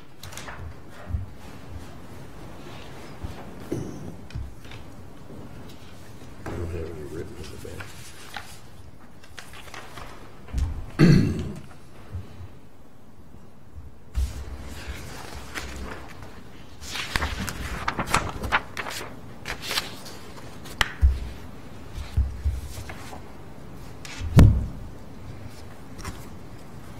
So we're going to include per capita and the, I mean, what numbers, that's what I'm trying to figure out is what numbers that we've got to approve here. The $17 per capita is part of the motion, and then the increases of 10%, is that what you need? Or? Yeah, that's a good point. What language do we want in there? That's what I'm trying to find. What do I need to put in here other than, except budget as presented with the $17 per capita? Or, and is there? Plus with the rate increase of 15%, but 10% increase, plus a 10% increase for non-resident, and the out-of-service area from $200 to $400, Adding the vehicle. and adding the vehicle. In the capital outlay. So moved.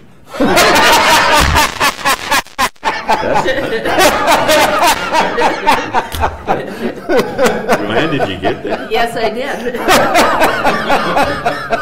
Say as stated. Yes, that's I flushed out just what I wanted to hear as a motion. It's like, because usually, I mean, up in our little village, they have motions, they'll have suggested motions right on the deal, so. But, because that was a lot, I wasn't Next sure I year. caught all that. Next Thank you. year. Thank you. Is there a second then? I'll second that. We have a motion and a second. All those in favor? Aye. Aye. Opposed? Motion carries. Thank you. Thank you, Brenda. you. Operations Supervisors Report. I get another one of these. Awesome. So this is just update from my update. If you anybody got any questions on it?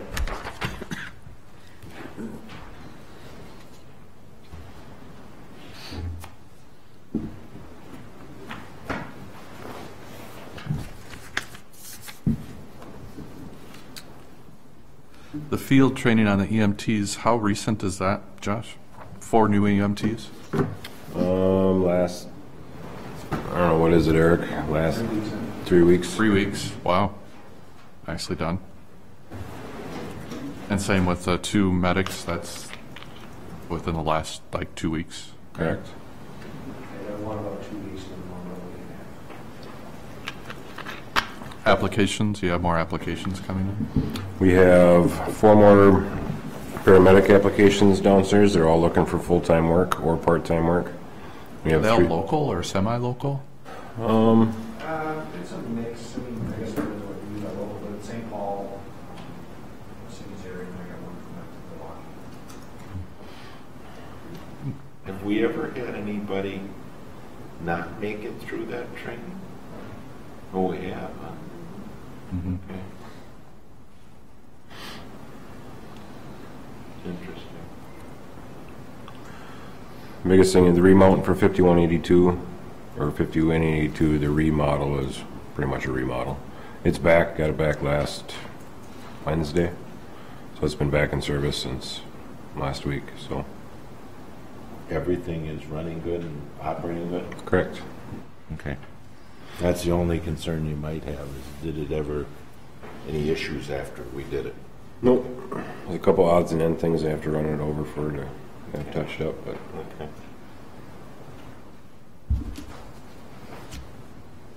With the new, the request from the medical director, how is staffing looking with that? good. We figured out a schedule that's pretty much, it's going to be 24 hours on, 48 hours off for the paramedics. So pretty much they're working once every third day with the 5 medics. It's designed for a 6 medic system, but with the 5 paramedics, obviously the open position that would be left in that schedule would be filled by casuals Got it. or casual staff. How do you use your part-time paramedic? In what function? You know, as far as an EMT, because you talk about your staffing levels with 2 paramedics and 3 EMTs, and yet now you have a part-time paramedic. How does that fit into the model?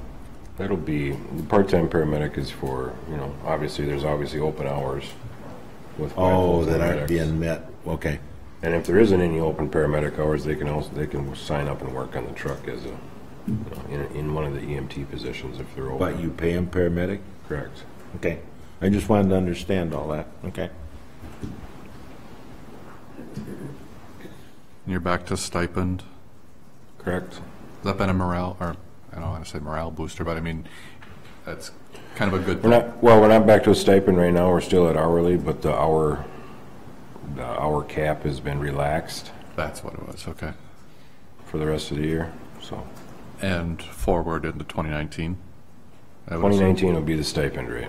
would be the stipend, okay. Correct. Which is back to where we were before, Correct. back to the 2017 model? Correct. Right. Okay. Good.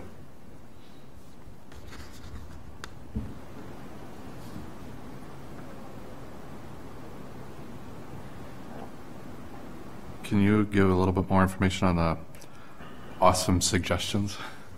Just out of curiosity. There's been a lot of stuff as far as we have a whole whiteboard downstairs that staff's been writing on, just suggestions on what they'd like to see or stuff they want to help with. A lot of it's, like a training, like a bona fide training manual, just, billing suggestions, some, suggestions for trainings, about getting a billing company up here to get, their yearly training and so we get better reimbursements on our bills as far as our reporting and stuff goes. So, Is there anything from a visibility standpoint that you'd like to bring to the commission, like any kind of changes like that? Or council, for that matter? Not at this time, though. Not at this time? Okay. Correct. So kind of just fleshing through the ideas? Okay.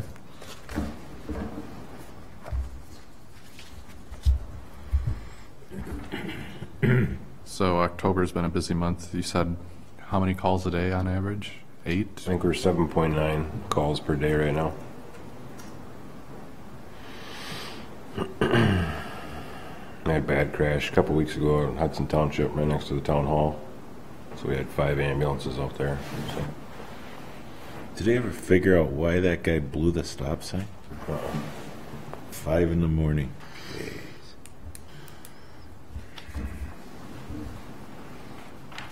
It's been busy.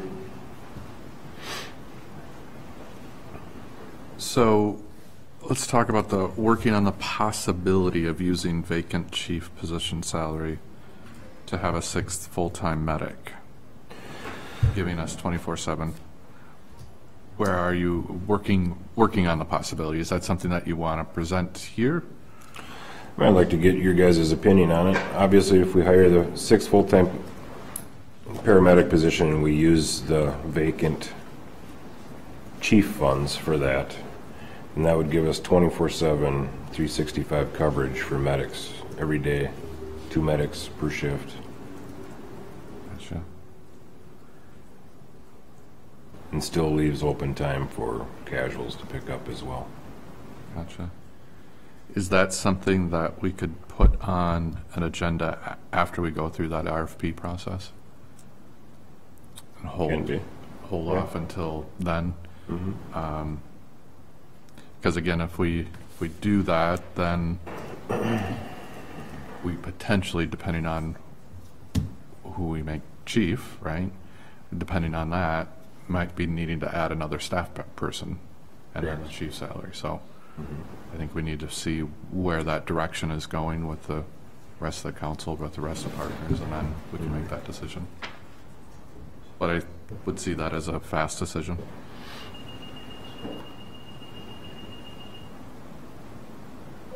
I don't know if you guys would agree with that. I mean, that's just my perspective. What's that? About his asking about the possibility of using vacant chief's seat to. Then you're going to lay that person off then if you hire a chief? Right, and that was my whole point. So I'm just thinking that let's wait until that RFP process is done, see which direction we're going, and then staff it that way. Because again, that is budgetarily still in the budget. The numbers are in the budget, right, Correct. Brenda? Sorry. I keep asking you to comment. To add the 6th paramedic in the position, in the 19 budget, to keep the director in there and to add a 6th would be about 74,000. There'd be some salary savings on the part-time paramedics, but you'd have to be ready to add 74,000 to that 19 budget, if that was the question, because I was back there. Yeah, the speakers aren't on back there or something, right? Yeah.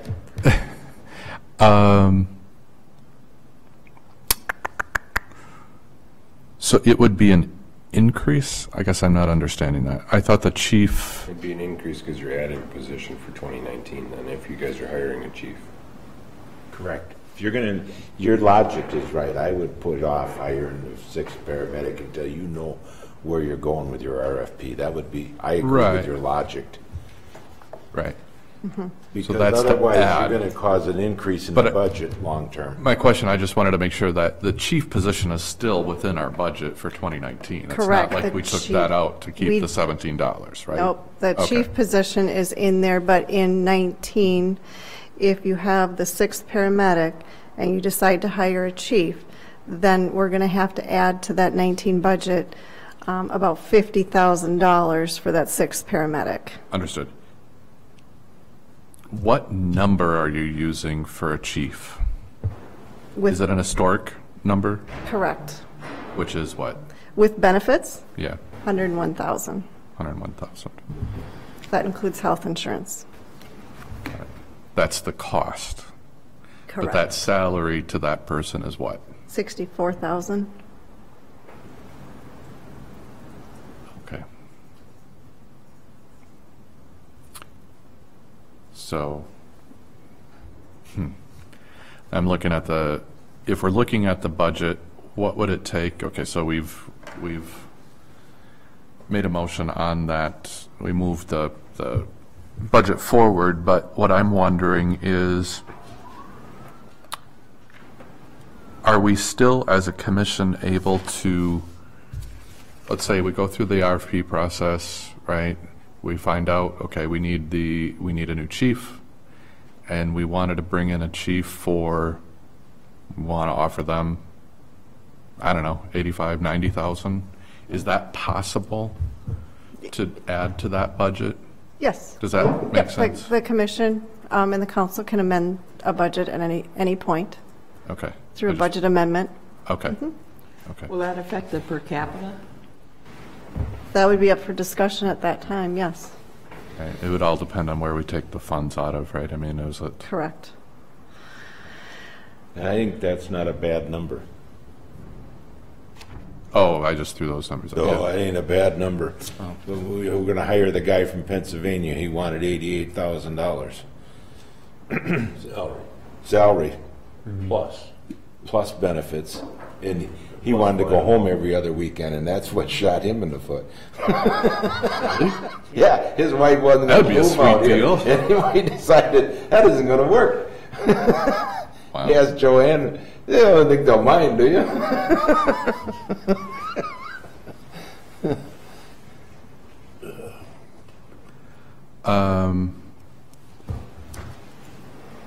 So I guess the next thing to talk about is Eric Sixberry. Yep. Just need approval from, I know Brenda can give more of a thing on why this came out. There were some emails that were going up to the city administrator from Eric, and he had a new title on it, and so he felt that that needed to come to the commission if there's a title change in a position before that started to happen. So we asked Josh to put that on the agenda. Did we ever, so I'm just asking history here, community outreach coordinator, did we ever have that sort of as a title? I mean, it sounds like a really good thing to have. Yes, and it's Right. non-paid.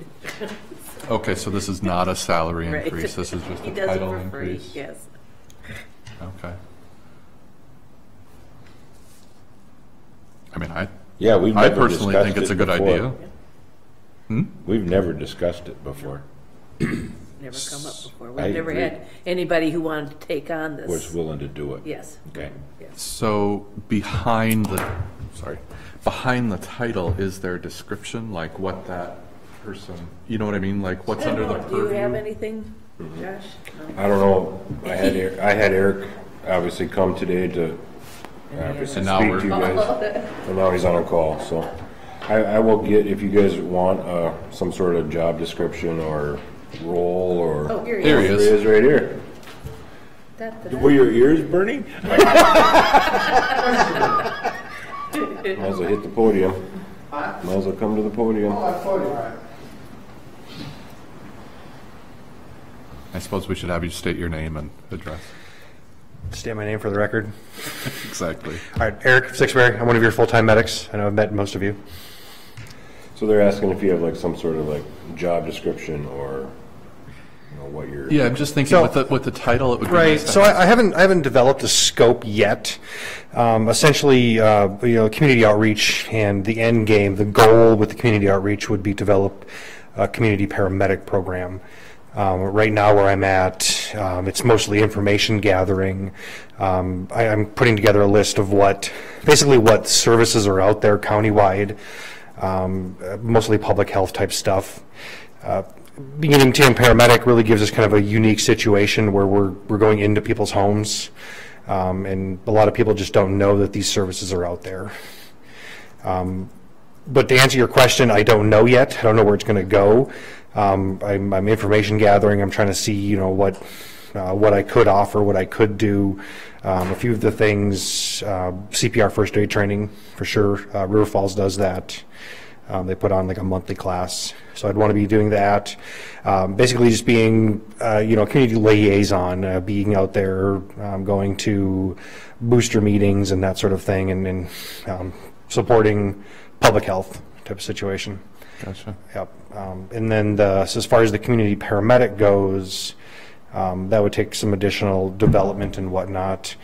The state of Wisconsin just legislated for starting a community paramedic program.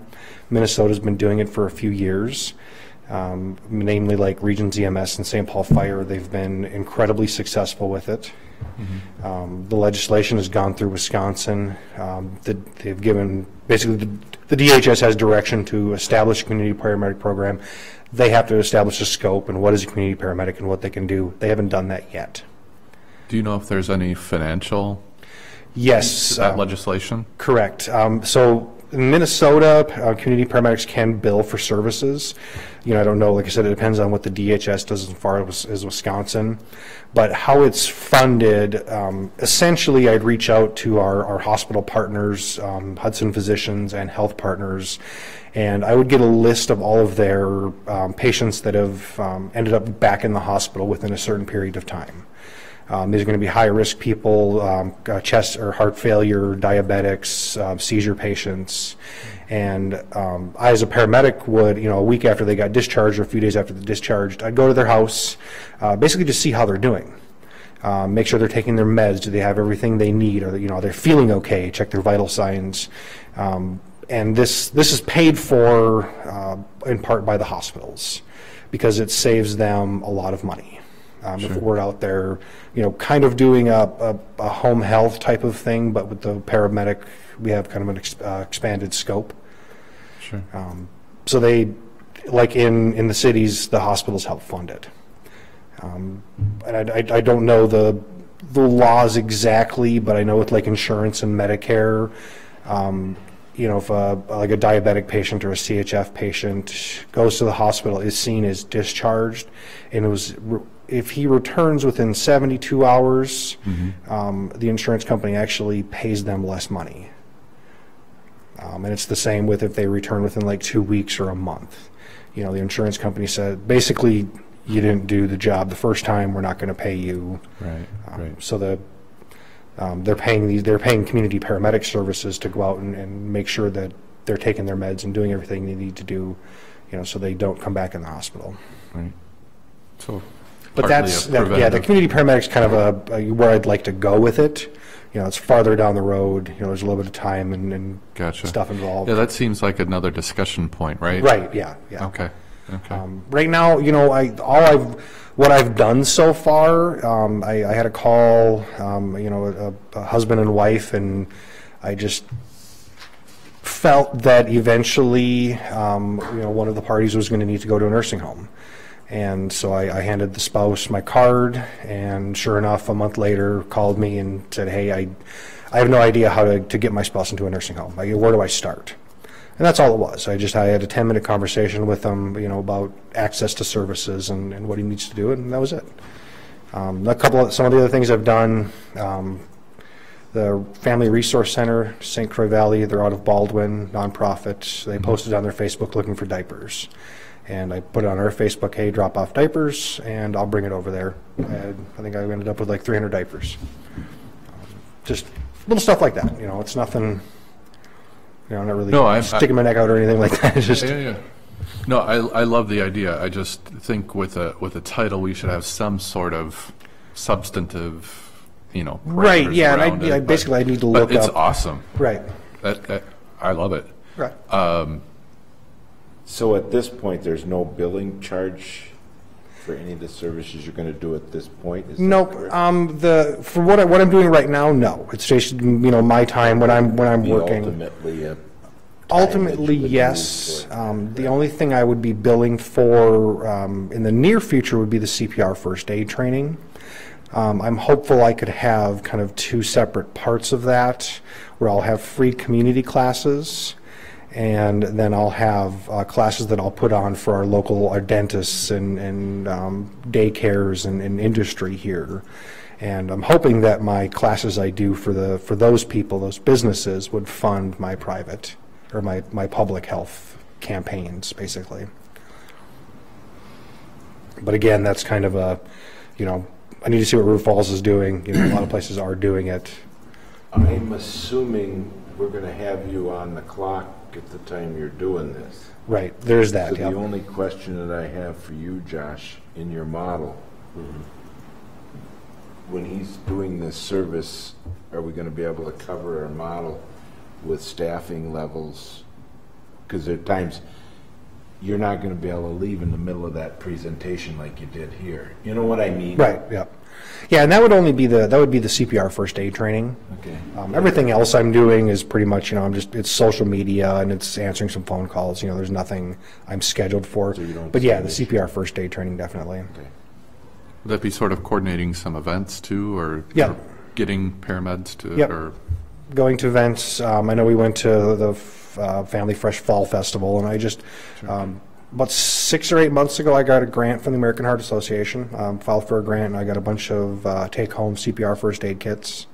So I handed some of those out, just little things like that, but right, I kind of needed to define a scope and, what exactly it's going to entail. Like, I don't want to say mission statement, but, Right. Just some sort of like, here's, the parameters. But that paramedic thing that you were talking about, the outreach, or community, the... Community paramedic.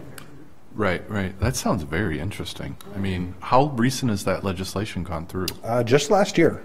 Last year? So the DHS hasn't come up with all of the details yet. I'm assuming they're going to follow Minnesota. Got it. But yeah, Regents Hospital's had just amazing results with it. So has, I think, North Memorial. They both have community paramedic programs. Right. Yep. Yeah, and I'm barely delving into that. I'm just kind of reading on what needs to be done and what they're doing. I read some rural health. I went through a webinar or something like that on it. Gotcha. I suppose we need like a formal motion on something like that. Sure. So I'll move to approve that we add that to your title. Is that in addition to your title, Just right? add it as a title. Add it as a title, contingent on sort of that paragraph or mission statement of that. Okay. So, is there a second? Second. Motion and second. Any discussion? All those in favor? Aye. Opposed? Motion carries. Is there anything else on the operations supervisor's report that we need to make a motion on? All right. Anything else, Josh? Okay. Items for future agenda. Anybody have anything? Hearing none, I'll move on to next meeting, time and date.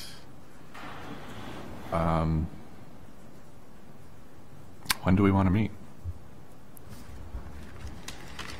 Thinking. You don't have to come back for the budget again, right? Oh, correct. I'm wondering if we want to meet before that RFP process hits. Like, I can give you an update on who we had come in. That might be a good idea. That's due on the 29th from potential. So, I don't know, do we want to try to meet on the week of December 3rd? Can I show you the results of those? So that we can review going into the week of the 10th? That would be a good plan. I agree. Does Tuesday morning still work best for everybody? The 4th work by chance? That's okay. Is that okay with you, Sure. Stan? And I guess, Tim, the option would be you to be here. I'll come,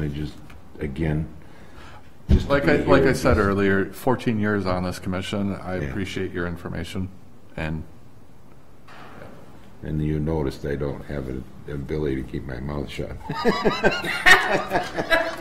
is that new? I think it's good, but I didn't notice it even myself. So should we say the 4th at same time? Yes, sounds good. All right. Of December? Yes, Yes. December, 4th. yes. 4th, yes. Thank you. Yes. All right.